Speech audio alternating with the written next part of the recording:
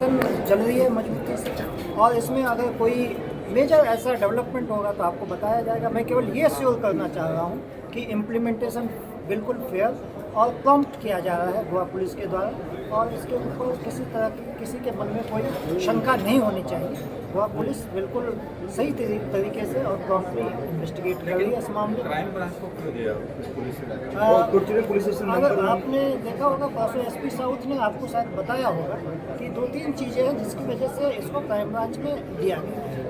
Number 1, क्योंकि जो ये सेंसिटिव मामला है और काफ़ी इसमें इन्वेस्टिगेशन की आवश्यकता होगी।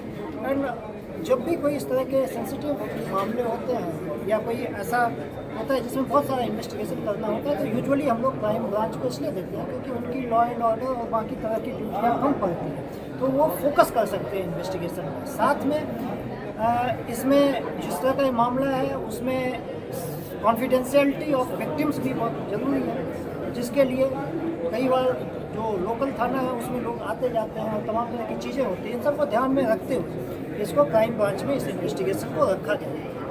क्रायम ब्रांचीन कुडचड्यार वचून सोहमाच्या घराकडेन तपास केलो। सुमार 4 वरां चलिल्ल्या ह्या तपासात क्रायम ब्रांचीन कांय फोन आनी फोटो जप्त केल्यात। मजगती आनीक 3 पिडीत चलयांनी सोहमा आड लिंगीक छळणुकेच्यो कागाळी केल्यात।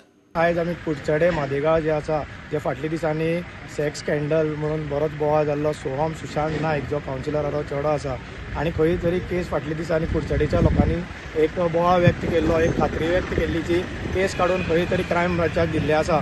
पूण भिवपाची कांय गरज ना अशें दिसता। क्रायम ब्रांच पयले टप्प्याचेर आपलो खंय तरी पयले इन्वेस्टिगेशन करपाक जे सोहम सुशांत नायक हांच्या घरा कडेन आतां पाविल्ले आसा, आनी तुमकां प्रुडंट ही एक्सक्लुझीव न्यूज दिता हांगा। आनी तशेंच पळोवपाक गेल्यार आतां जी टीम आसा ती भितर गेल्ली आसा घरा कडेन, सर्च ऑपरेशन चालू आसा, आनी आतां पयले टप्प्याचेर हें ऑपरेशन खंय तरी क्रायम ब्रांच करता अशें दिसता।